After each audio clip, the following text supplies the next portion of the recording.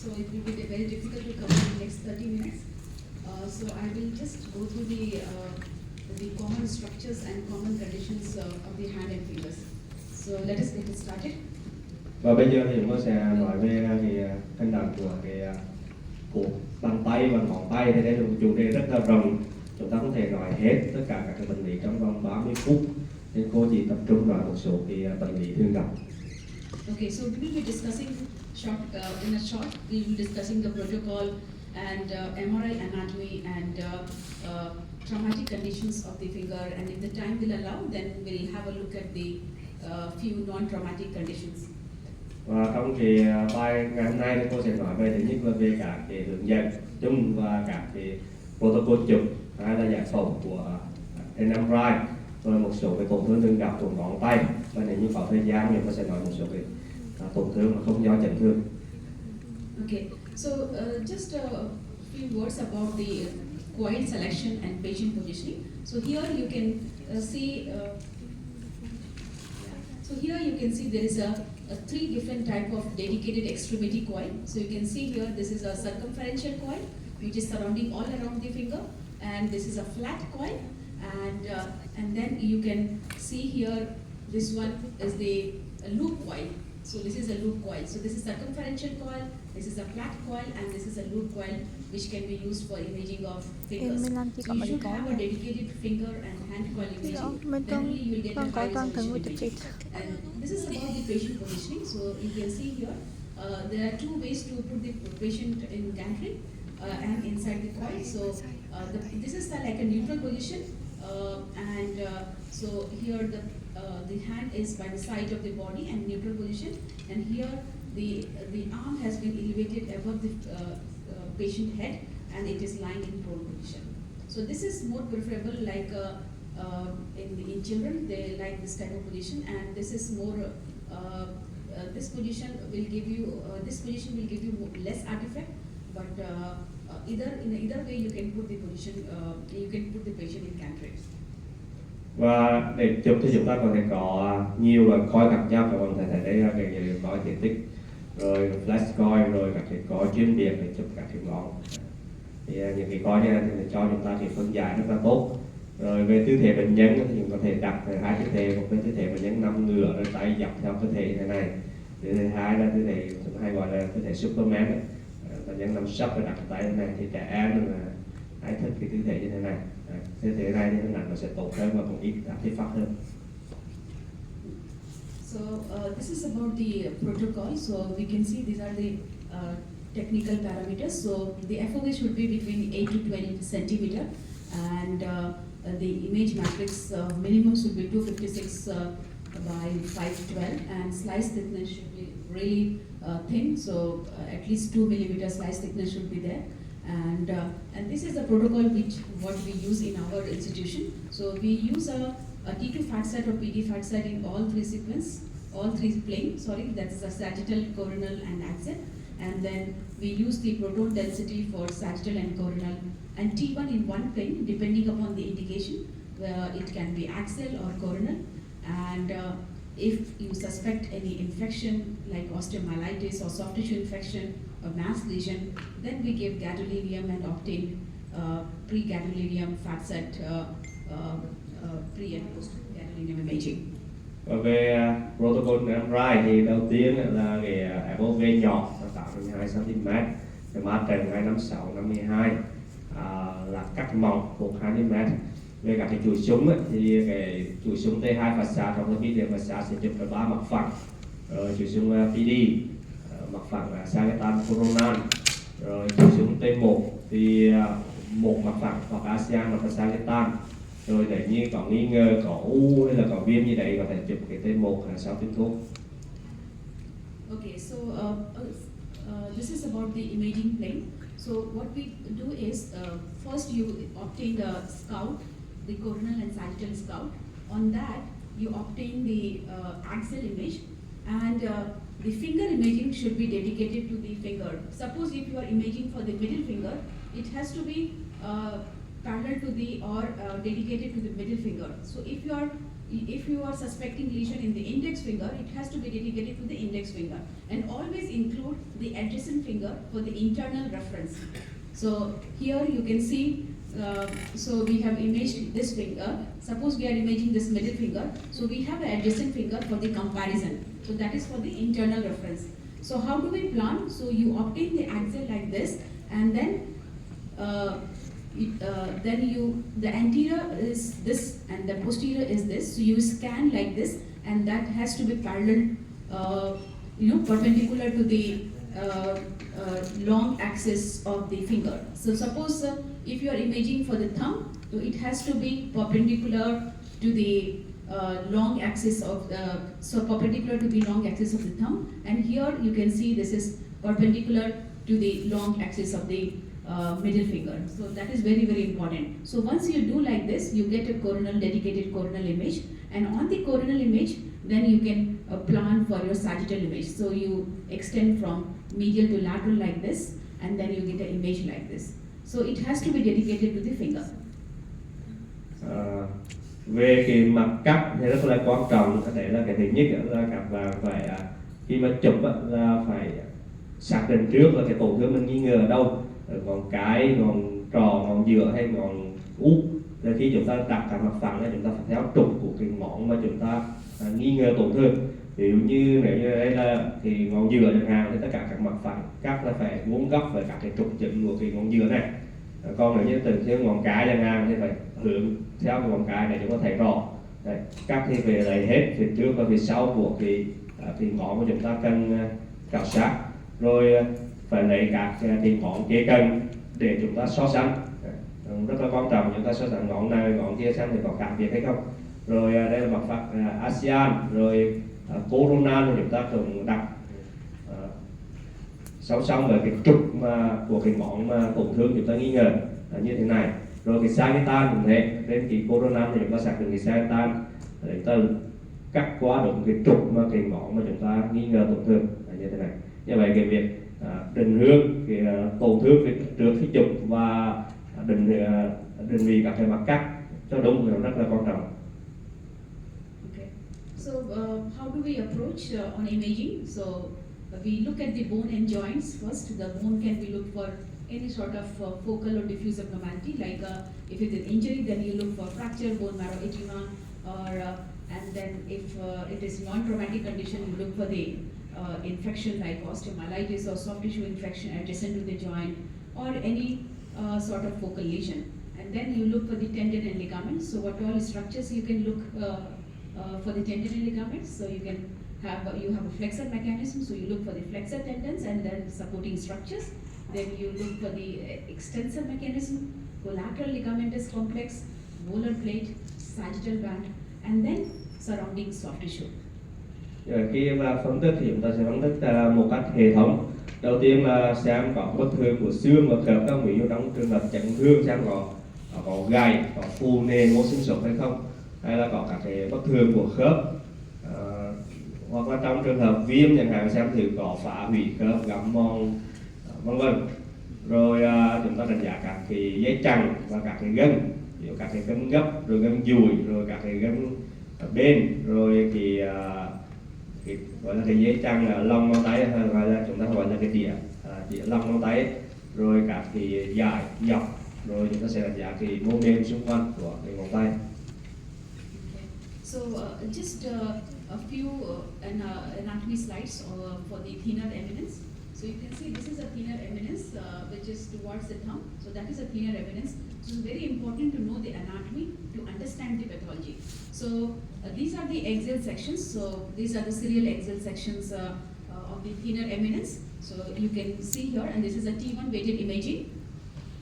Và đặc biệt trên cái nằm thì chúng ta sẽ đánh giá cái mô cái rất là quan trọng. So you can see here, this is a dorsal introsseous muscle. This is the first dorsal introsseous muscle, and then you can see the adductor pollicis muscle. Và đầu tiên ở đây chúng ta thấy cái cơ dáng ngón đầu tiên. And then you have a complex of the abductor pollicis and opponens pollicis. Why it is important? It is important because as they go distally here, like here as they go distally, they attaches on the, so this is a sesamoid bone of the first metacarpophalangeal joint. So this is at the level of first metacarpophalangeal joint of the thumb. So you can see this is a radial sesamoid and this is an ulnar sesamoid. So as this adductor goes here, they attaches over here and they goes over the ulnar, and the abductor goes along over the radial collateral ligament and forms the aponeurosis, and that supports the collateral ligaments. So whenever there is a collateral ligament injury, when we see this, the adductor aponeurosis, it comes underneath the torn ulnar collateral ligament, and that's how we get a stenar lesion, and that is the indication for surgery. So that is why it is important to know the anatomy. So this is the muscle. As you trace the muscle, this is the tendinous part or reticulus, like a thin fibrous structure which is overlying the ulnar collateral ligament. So here on the medial aspect or ulnar aspect, you have adductor aponeurosis, and on the radial aspect, you have abductor aponeurosis. So this is overlying the ulnar collateral ligament, and this is overlying the radial collateral ligament.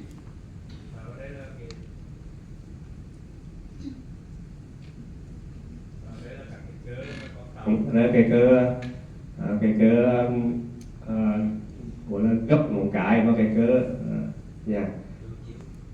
cơ đối chiều, cơ đối chiều ngón cái này rất là quan trọng. Thì cơ đối chiều ngón cái nó bám ở đây, rồi cái dây chằng này ở bên, rồi cái cơ gấp ngón cái ở đây, rồi với cái dây chằng liếm ngón ở đây, thì rất là quan trọng. Đây là các cái mốc giải phẫu để khi mà chúng ta xác định các cái vị trí tổn thương ấy, chúng ta sẽ giúp cho cái phẫu thuật viên biết và lên cái phác đồ phẫu thuật. And you can see here, this one is flexor pollicis longus tendon. This black structure, what you can see here, this is a flexor pollicis longus, and it passes between the deep and superficial head of flexor pollicis brevis tendon. So these are the main structures. So just to compile again, this is a dorsal interosseous muscle, this is the adductor pollicis, then this is a flexor pollicis longus which attaches on the distal phalanx of the thumb, and it passes between the superficial and deep head of the flexor pollicis brevis, and then here you have a complex of abductor pollicis and opponens pollicis. Như vậy đây chúng ta thấy các cái cơ giáp cột đầu tiên ở cái mặt lưng ấy, rồi cái cơ gấp ngón cái, rồi đây là cái cơ gấp ngón cái dài, cái gân ở đây, rồi cái cơ phức hợp với cơ đối chiều ngón cái ở đây. Okay, so this is you can see this is an ultrasound picture. This is a flexor pollicis longus tendon which passes between the superficial and deep head of the flexor pollicis brevis. So here this is in longitudinal section. You can see the echogenic appearance of the tendon. So this is flexor pollicis longus, and you can see here. So this is a thumb. This is a distal phalanx. So you can see the flexor pollicis longus tendon coming and attaching on the distal phalanx of the thumb.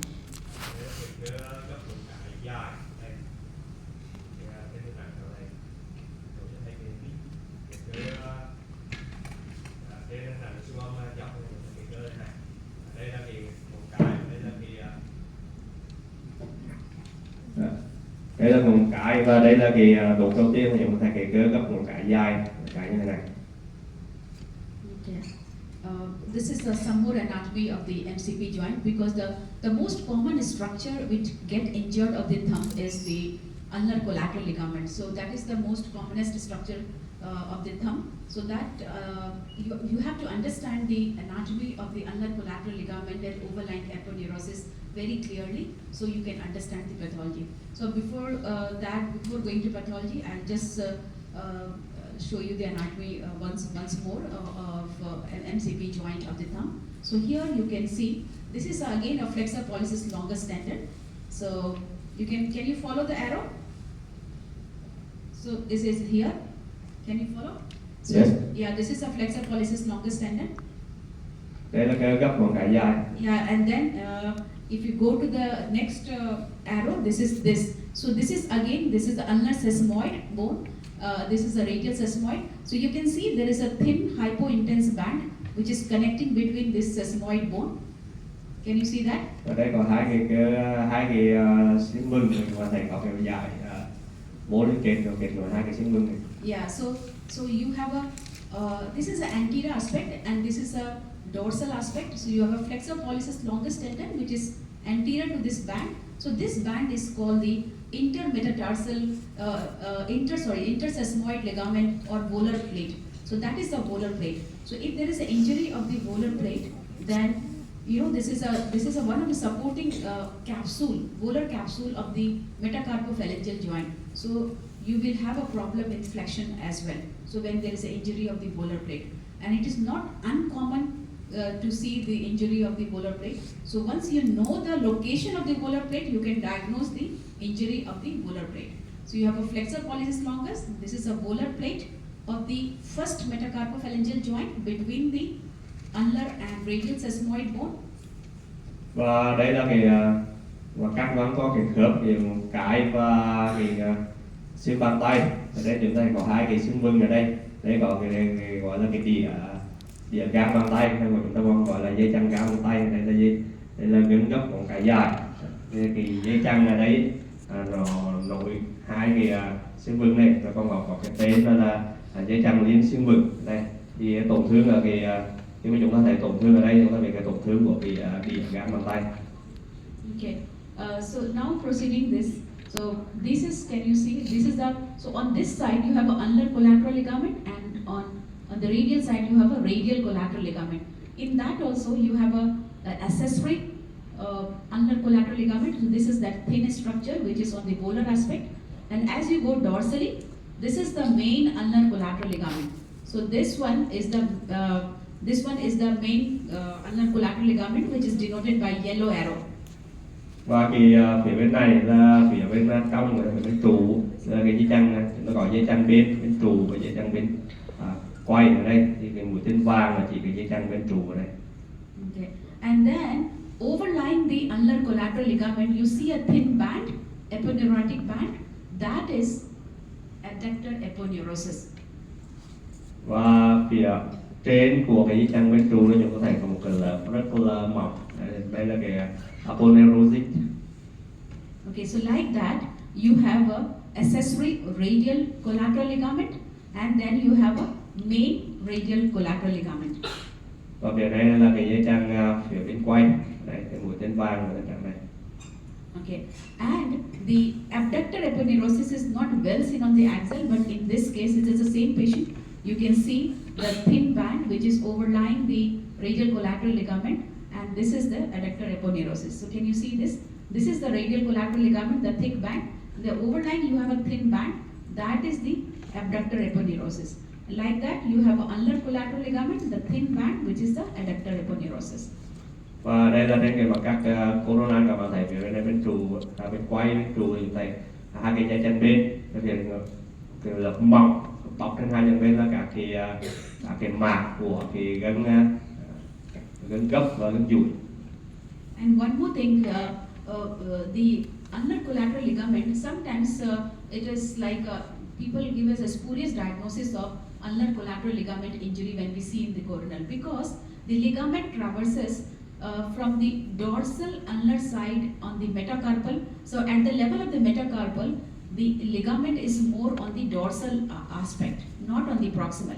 But as it goes towards the base of the proximal phalanx, then it is more located on the volar aspect. So when you see on the coronal, and when it goes to the volar aspect, like an anterior aspect, you don't see the ulnar attachment, and you see some cleft, and then you call it as it is a tear of the ulnar collateral ligament. So the attachment of the ulnar collateral ligament on the metacarpal you see only on the dorsal aspect. So your section should be posterior. But when you goes to the proximal phalanx side, you see more anterior attachment. So you cannot comment on the, so you can only see the attachment on the anterior aspect. So if you see posterior section, you cannot comment on the proximal phalanx attachment. You have to have an anterior section, and for the metacarpal side, you have to have a posterior section. Thì còn một cái điểm đặc biệt là cái dây chằng bên quay, dây chằng bên trụ nó chạy từ phía dây phía trước nó chạy ra phía sau thế này. Đấy.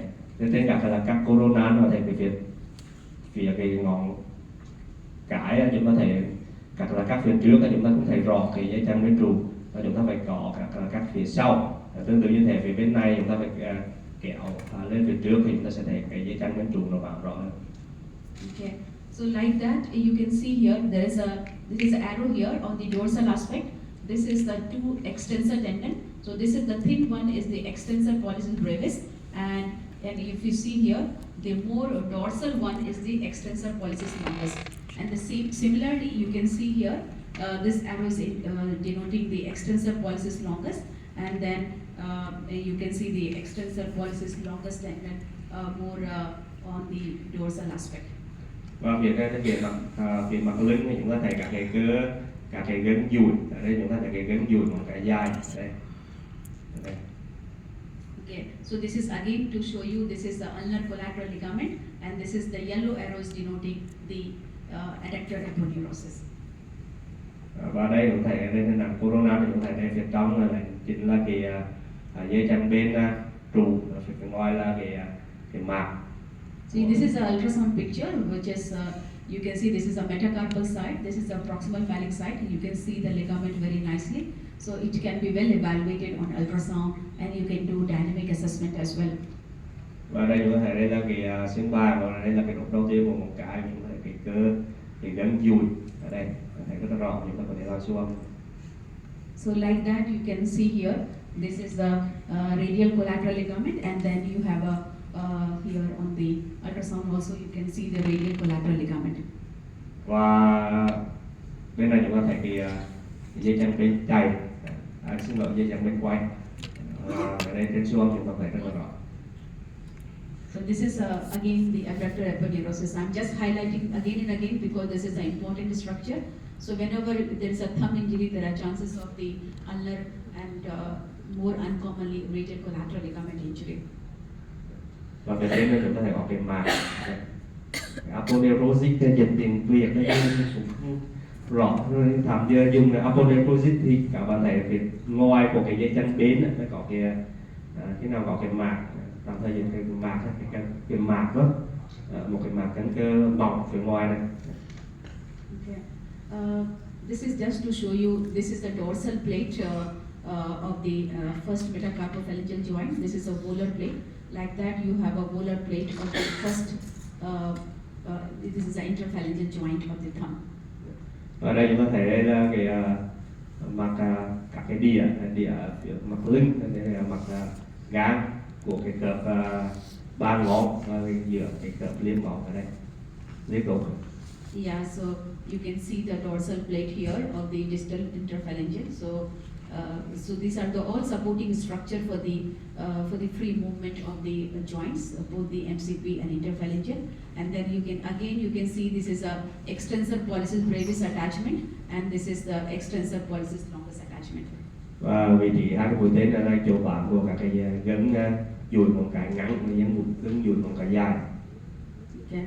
So I'm not going in detail of the pulleys. I'll just show you the more of the ulnar collateral. This is when we talk about the flexor annular pulleys, so all the four fingers, like these four fingers have different pulleys system, and thumb has a different pulley system.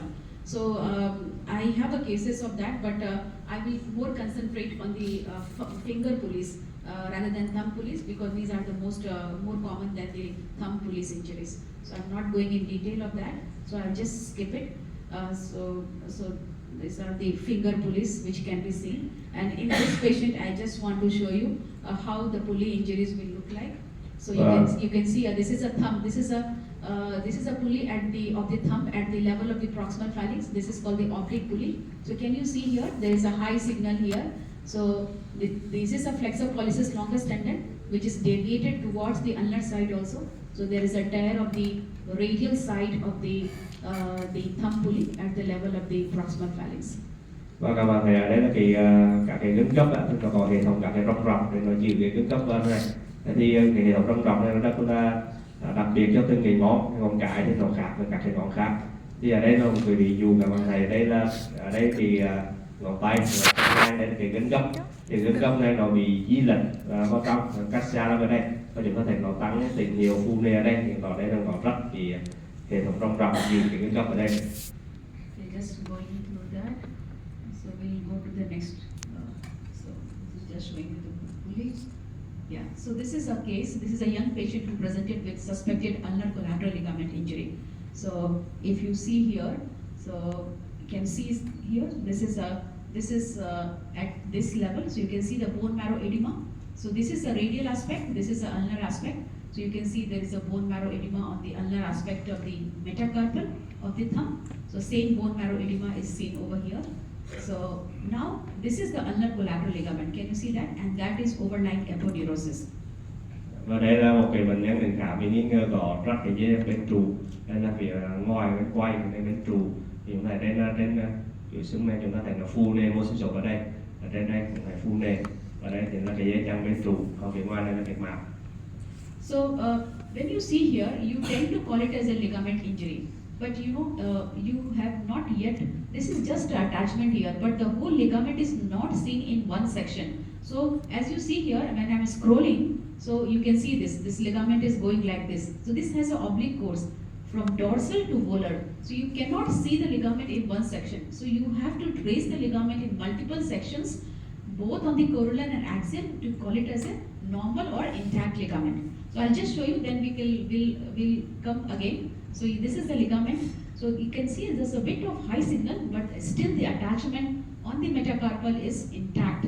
And then again you can trace the ligament, and you can also trace the aponeurosis, the white arrow. You can see the aponeurosis. So that means there is just a little bit of sprain of the ligament. There is a low grade injury. There is no avulsion or no disruption of the ligament from the metacarpal, and we are just seeing the foot plate bone marrow edema. Và một điểm quan trọng như con đã nói là cái dây chằng bên chạy và bên quay về bên trụ ấy, nên nó có hướng chạy cong từ phía trước, từ phía lòng ra phía sau, nên trên một là cắt corona là các bạn sẽ không thể đánh giá được cái dây chằng bên, mà các bạn phải lần các là cắt từ trước ra sau. Ví dụ ở đây chúng ta thấy cái vị trí bám của dây chằng bên trụ ở cái xương bạc, mà không thấy cái vị trí bám của nó ở cái đốt gần, mà chúng ta phải lần các là cắt phía sau. Thì chúng ta thấy nó chạy ra, và cái mũi tên vàng là cái dây chằng bên trụ, còn cái mũi tên trắng chính là cái mạc cân. Thì ở đây chúng ta thấy nó rách, chủ yếu là rách ở cái chỗ bám của cái mạc bên ngoài, chứ không phải là cái dây chằng bên trụ chỗ này. So, but if you see this patient, so there is no major ulnar collateral. There is a sprain, there is a bone marrow edema at the foot plate, at the attachment side. But what you see here is the lot of high signal surrounding the flexor pollicis longus tendon. So if you see that, the same section, now you can see at the level of the joint. So here, so what is this structure which I told you earlier? This is a flexor pollicis longus. What structure we expect here? We saw on the anatomy scan. Anybody? Và đây thì các bạn thấy có đây là cái gân cấp, gân của cái dây, gân cấp của cái dài, thì có thể là xung quanh nó phu lên rất nhiều. Và câu hỏi của bạn là các bạn thấy cái cấu trúc gì ở đây, cái mũi tên đỏ này. So this is the same as intersesmoid ligament or volar plate we talked about. So this patient has a volar plate injury. So the ulnar collateral ligament was not injured majorly, like just a mild sprain, and there's a bone marrow edema at the foot plate, but he had an injury of the volar plate of the first metacarpophalangeal joint. Như vậy bệnh nhân này chúng ta thấy ở đây cái tổn thương này chính là cái đĩa gang bàn tay, hay chúng ta gọi là cái dây chằng gang bàn tay, nó phu nề ở đây rất nhiều. Còn cái dây chằng bên trụ thực ra nó không tổn thương, mà chỉ bị kéo căng. Okay, so this is some more pictures of the ultrasound showing the ulnar collateral ligament injury. So you can see here, this is the metacarpal side. So here you can see this is the normal ligament. See here, there is no hypoechoic or fluid filled cleft, but here there is a detachment, and you can see the hypoechoic or anechoic area. So this is a full thickness tear of the ligament from the metacarpal side. Và tới ngưỡng trên thành siêu âm thì các bạn thấy đây là cái dây chằng bên trụ, chúng ta thấy ở đây là nó trụ dịch phu nề ở đây so sánh với bình thường. Okay, độ bình thường chúng ta thấy nó bình thường thì nhiều, độ hơi âm nó bình thường ở đây thì nó phu nề, nó giảm âm, đó đây là tổn thương cái dây chằng bên trụ. Yeah, and this is another patient. You can see there is a tiny bony avulsion also. So you can see here the ligament is still attaching on the bone fragment, but it has come out from the proximal phalanx side. So you can see this is a normal attachment. This is abnormal avulsion of the ulnar collateral ligament from the proximal phalanx base attachment. Và đây thì cái này là phía xương bàn, và cái này là đốt gân. Thì chúng ta thấy có cái chỗ bóng, cái chỗ bám của cái dây chằng bên trụ ở đây, bóng cái chỗ bám. Okay, so this is a normal ligament, and this is the ulnar collateral ligament. So you can have an ulnar collateral ligament with or without Steiner's lesion. Steiner lesion is basically when you have a Steiner lesion, the surgeon has to operate, surgically fix the ligament. When there is no Steiner lesion, they don't do the surgery, just a conservative treatment, and it will heal itself. So if you see this patient, so the other patient, first patient, the 14-year-old boy, there was no Steiner lesion, just a mild injury. But in this patient, if you see that, so if you follow here, so this is the first metacarpophalangeal joint, this is the ulnar side. So can you follow this ligament over here? This is a ligament which looks very lax, but we are not sure on the one section. So as you go further here, you can see the ligament here. This is not going towards the base of the proximal phalanx. And if you further trace the ligament here, so this is the ligament. Again, you see an empty thing there, and then once you go more towards the volar aspect. So that's what I told you. So here in this section, we are more towards the dorsal aspect here. That is why we see the attachment of the on the metacarpal side. But as you move towards the more volar side here, you expect attachment to see on the base of the proximal phalanx. But what do you see here? You see there is a defect here. You don't see the attachment. There is a defect here. That means the ligament has torn from the base of the proximal phalanx and retracted proximally towards the metacarpal side. And that's what you see the stump here. So can you see the stump here? So this is the whole thing is the torn ligament from here, retracted proximally at the metacarpal level. And if you see here,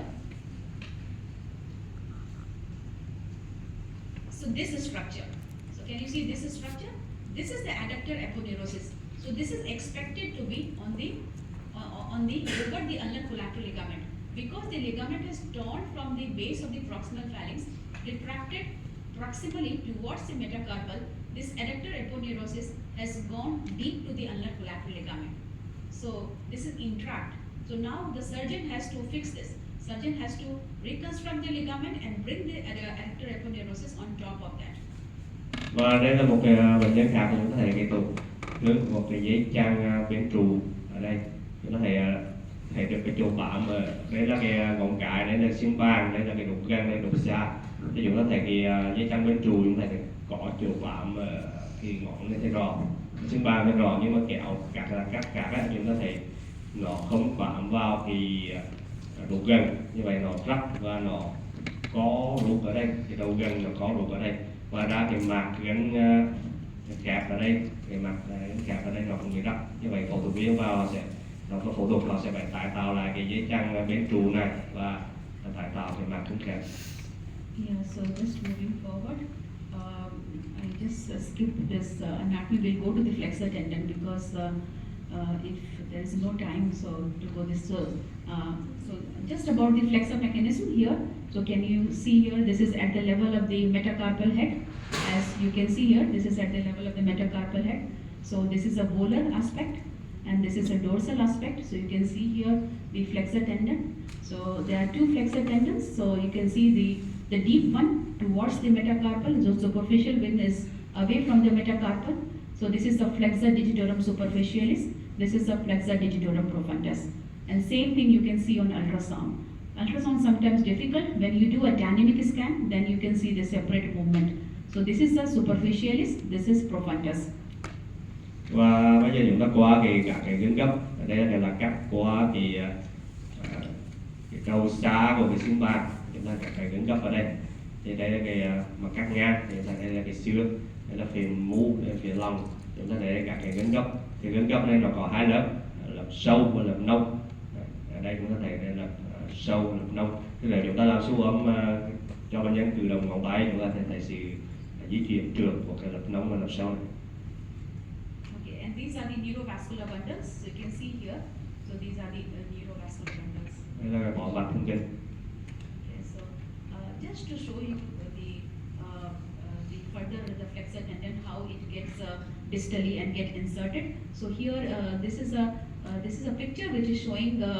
So can you see here? So this is the superficialis tendon and this is a profundus tendon. So you can see here at the level of the mid part of the proximal phalanx, the flexor digitorum superficialis that divides and goes by the side. So that's why the flexor digitorum profundus becomes superficial to the superficialis tendon. So it divides, goes by the side and attaches on the base of the middle phalanx. That is superficialis. While it gives space to the flexor digitorum profundus, and that goes distally and attaches from the base of the distal phalanx. Thì đây là cái cô hướng những cái giải phẫu của cái gân gấp nông và sâu. Đây là cái gân gấp sâu, chúng ta thấy nó chạy như thế này, và rồi để nó bám vào cái đáy của cái một xa của một cái.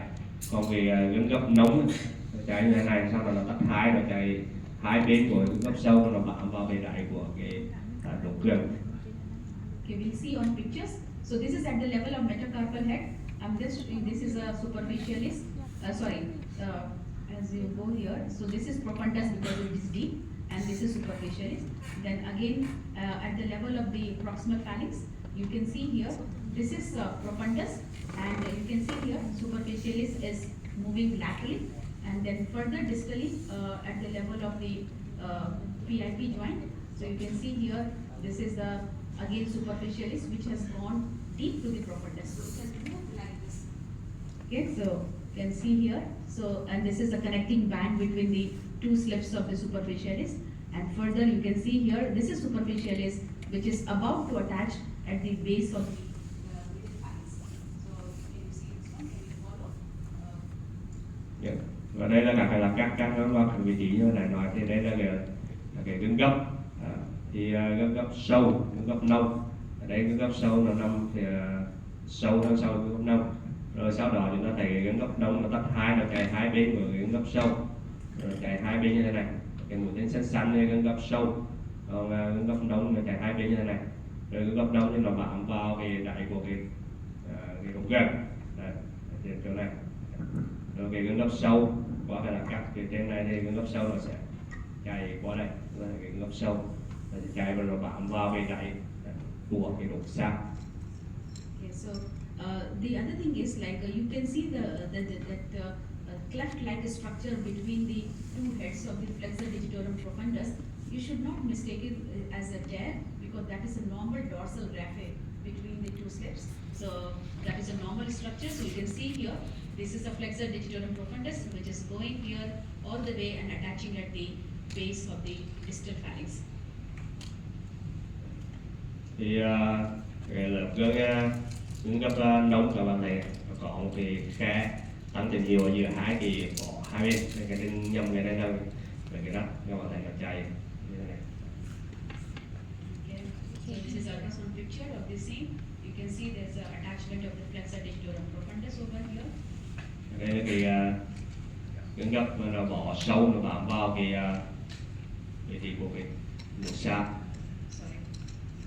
Okay, so these are something about the annular pulleys. So we can see here, so there are 5 annular pulleys and 3 cruciform pulleys. More important is the annular pulleys. So you can see here, this is at the level of the metacarpophalangeal joint. So you can see here, this is a tendon, and on the top of the tendon, can you see this hypoechoic band-like structure, which is the short segment structure denoted by arrow? This is a pulley, which is on top of the flexor tendon. So this is at the level of the first metacarpophalangeal joint. So this is a A1 pulley, and similarly, you see a A2 pulley at the mid part of the proximal phalanx. So this is again a hypoechoic band, and this is A3, and this is A4 and A5. We will see separately. So this is the A1 pulley. So you can see here on MRI, it is very subtle. You can see this. There is a bump sort of thing, which is look at the margin of the flexor tendon, but suddenly you see a bump. So that is a A1 pulley, which is better appreciated when you see on the axle.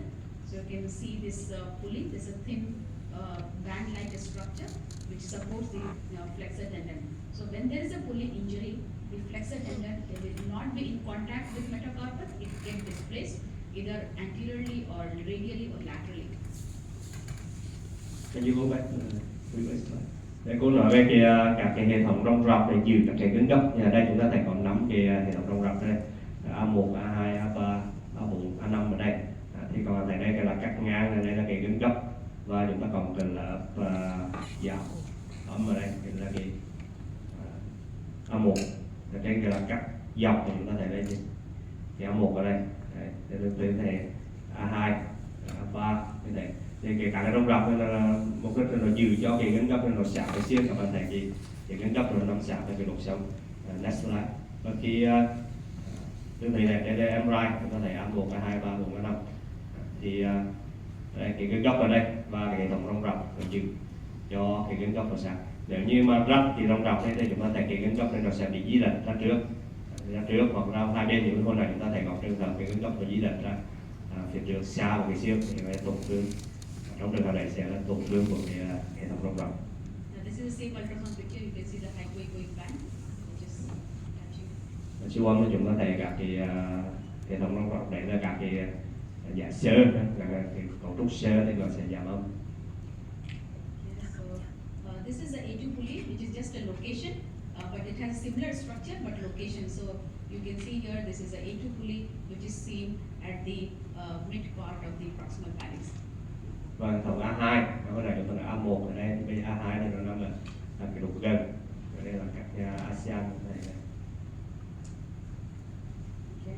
This is the same A3, A4 and A5 pulley. So A3 pulley is at the level of proximal interphalangeal joint. A4 pulley is at the level of mid part of the middle phalanx, and the A5 pulley is at the level of DIP joint. Và đây là cái A3, 4, A5. A3 thì nó nằm là cái cặp liên đốt gần, rồi A4 đây nằm là giữa cái đục giữa này, và A5 là cái đục cặp liên đốt xa. Okay, so I'm not going in details of the flexor joints. This is important, and just to tell you a few words about this. This is important when there is an injury of the flexor tendons, because it has a surgical implication. Suppose there is an injury in the zone 1. Zone 1 is the flexor tendon injury just distal to the attachment of the flexor digitorum superficialis at the middle phalanx. So if you have an injury here, it is unlikely that, because when you have injury here, most likely the tendon will be retract over here. So it's unlikely that it will heal itself. So it needs a surgical repair, and that too also they cannot just pull and do the repair, they do the reconstruction. So I'll show you some example here. So this is a case which is patient had a injury and suspected flexor tendon injury.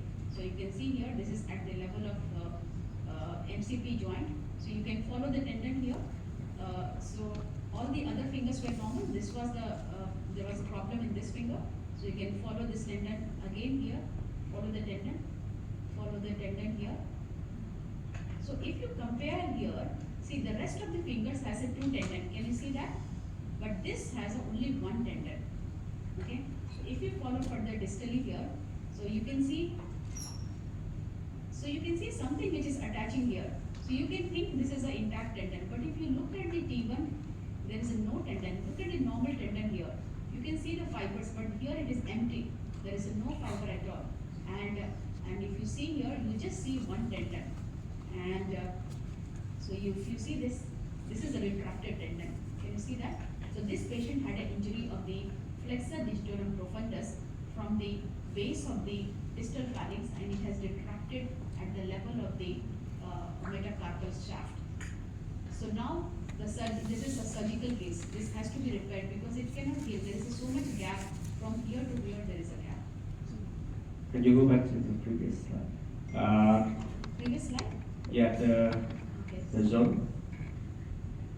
Đây khi mà chúng ta xác định cái tổn thương của các cái gân gấp thì cũng rất là quan trọng là chúng ta sẽ mô tả cái tổn thương gân gấp nó nằm ở đâu và cái mức độ co rút của các cái gân gấp như thế nào. Ví dụ cái tổn thương của cái gân gấp ở cái vùng 1 này, vùng 1 ở đây, vùng 2, vùng 3, vùng 5.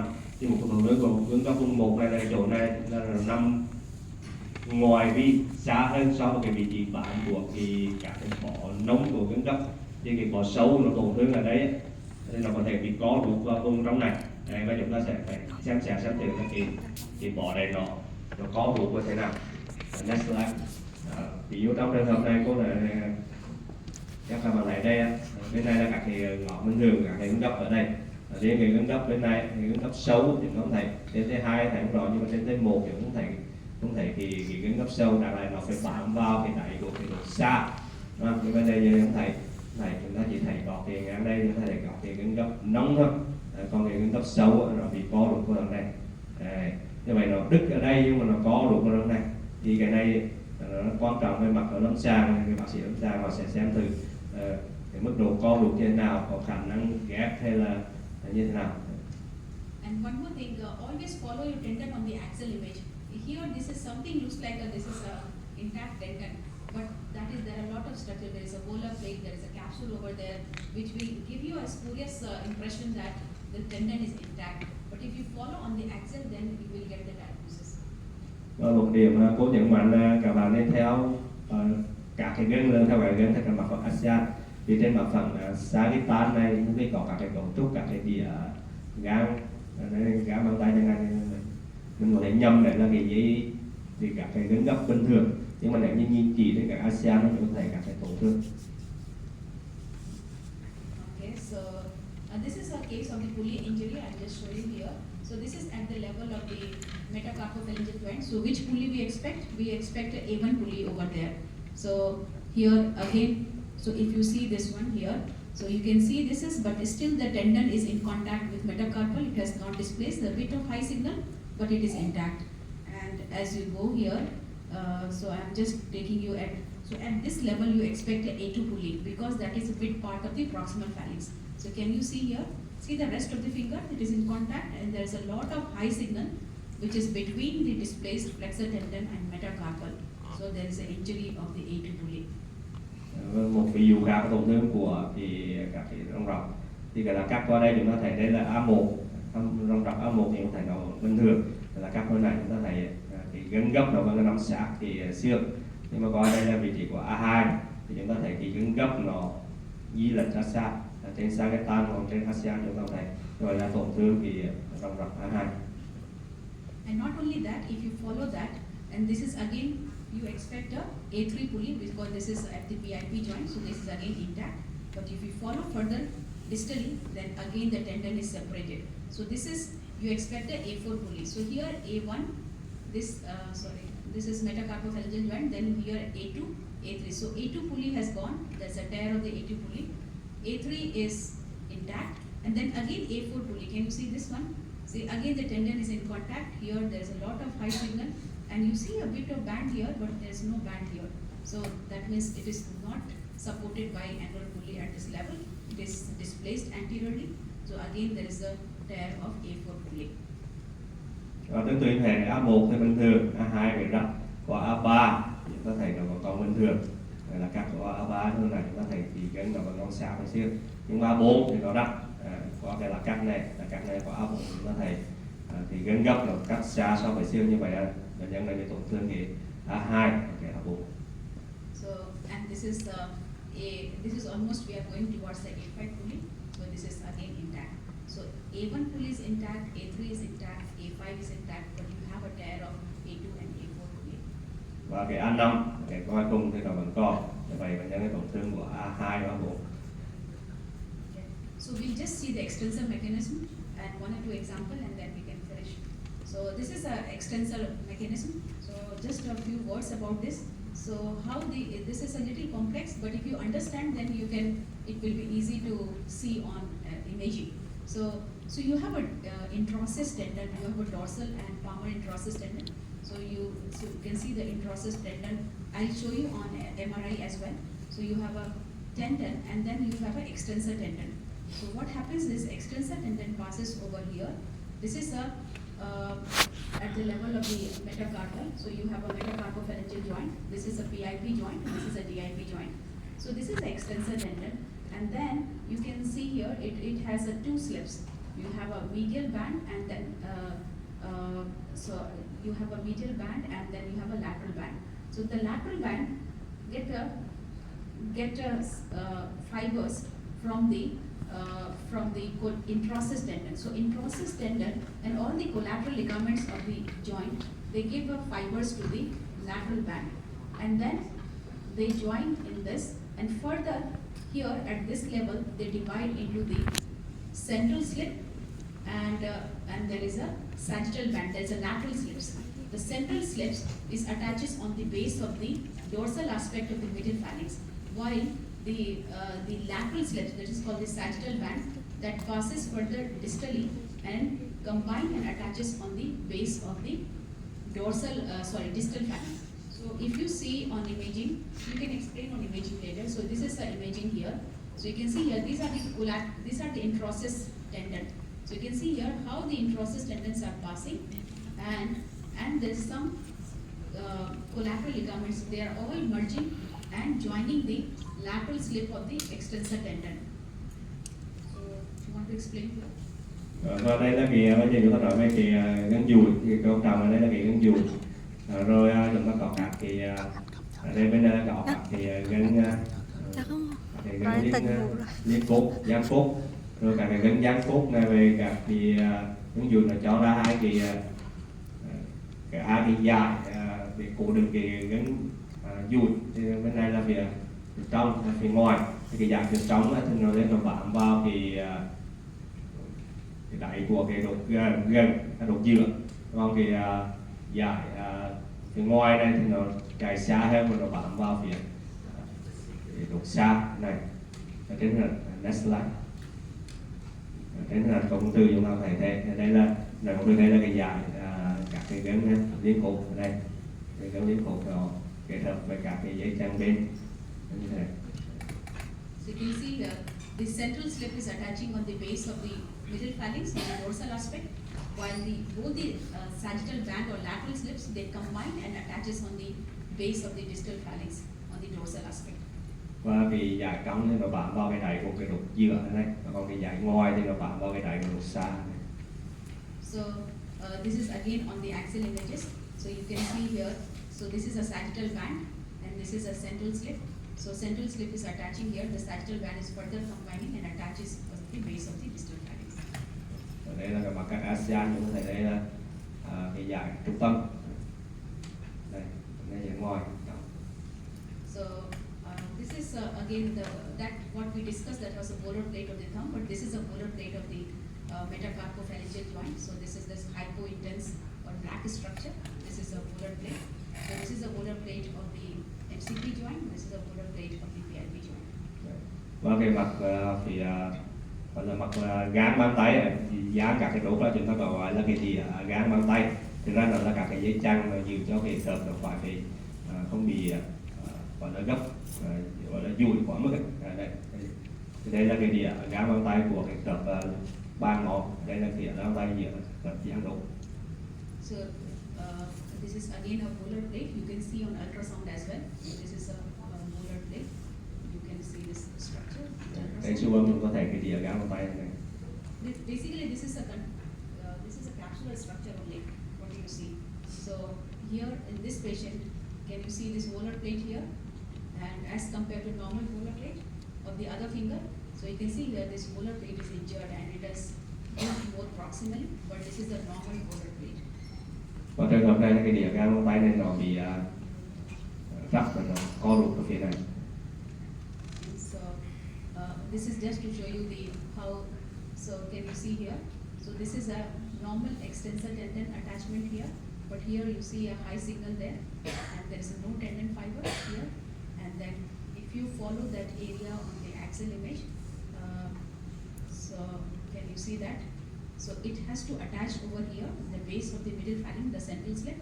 It has avulsed from here, ruptured from here, and is displaced here. This is the end, which is, and then it will be.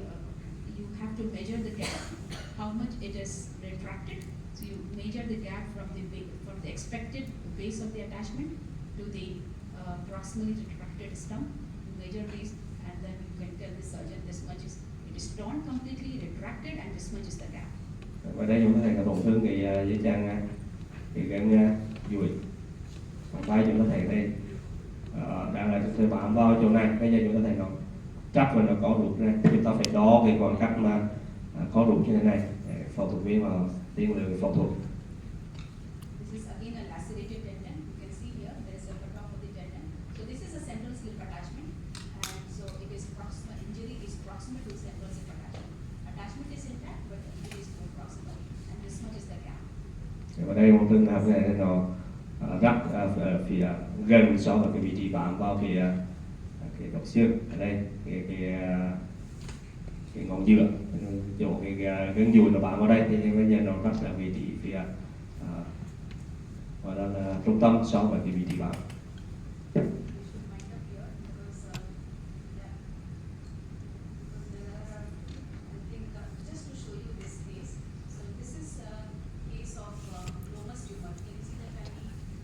Can you see the tiny lesion there? Yeah. This is so. This one is T2 fat sac. This is T1. This is T1 post contrast imaging, and this is subtraction image. So you can see here even post contrast subtraction. You can see the lesion more discretely.